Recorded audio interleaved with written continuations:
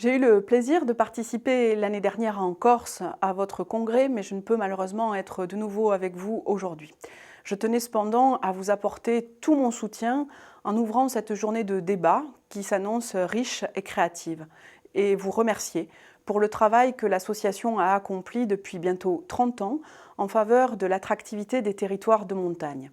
Je pense en particulier au tourisme, car le caractère singulier de votre territoire a permis de construire une offre touristique unique. Je ne peux que me féliciter que pour la deuxième année consécutive, la France soit la première destination mondiale pour le ski. C'est la preuve de la qualité de nos stations et de nos équipements, de notre rayonnement à l'international. Je souhaite que toute la montagne, et notamment la moyenne montagne, puisse bénéficier de ce même dynamisme. Le tourisme peut en effet représenter jusqu'à 80% du PIB de certains départements, 160 000 salariés en dépendent, soit près de 6% de l'emploi salarié de ces zones géographiques. Mais des réalités diverses se cachent derrière les chiffres. Toutes les destinations ne tirent pas également avantage de leur positionnement. Si elles partagent certaines préoccupations comme le développement d'une offre touristique estivale, la réhabilitation des hébergements ou la nécessité de s'adapter aux nouvelles attentes des clientèles, ces questions n'appellent pas nécessairement de réponse unique. J'ai organisé en juillet une réunion avec l'ensemble des acteurs de la montagne sur le développement de l'offre touristique en été et sur la réhabilitation des hébergements. Je veux avancer sur ces sujets car ils sont essentiels pour vos territoires. Je suis par ailleurs particulièrement attachée à ce que l'accessibilité de la montagne à toutes les populations soit renforcée et préservée, en particulier pour les jeunes. Dans le cadre de la mission Accès aux vacances pour tous, qui est en train de se terminer, certaines expérimentations menées leur ont permis de découvrir la montagne pendant l'hiver et pendant l'été. J'en attends un bilan et des enseignements qui permettront de démultiplier ces expériences.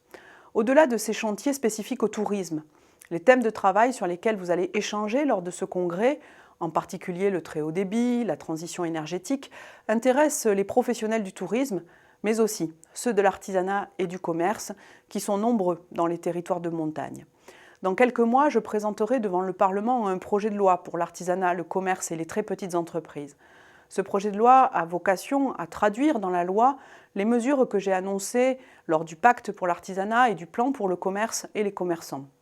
À titre d'exemple, il s'agit tout à la fois de créer un statut pour les artisans afin de garantir la reconnaissance de la qualité de leur travail, de protéger le commerce de proximité en facilitant le droit de préemption pour les plus petites communes et de préserver la diversité des commerces en centre-ville grâce à des mesures sur les baux commerciaux. Les territoires de montagne ont tout à gagner de ces mesures. L'accès au très haut débit est également un enjeu crucial pour le développement des TPE et des PME. Je sais que vous allez y travailler et il s'agit là aussi d'une thématique importante pour le gouvernement.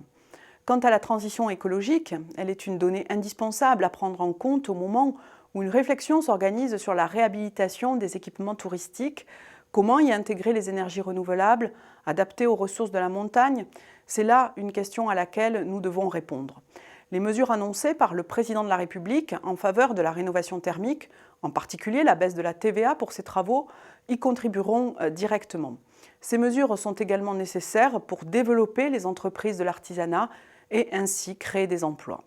Au cours des prochains mois, je souhaite que nous puissions continuer à travailler ensemble pour inscrire pleinement vos territoires dans la politique de redressement de notre économie. Je sais pouvoir compter sur les nombreux élus membres de votre association. Permettez-moi donc de saluer encore une fois vos efforts et votre implication pour faire vivre la montagne. Je vous souhaite des échanges fructueux et une bonne journée.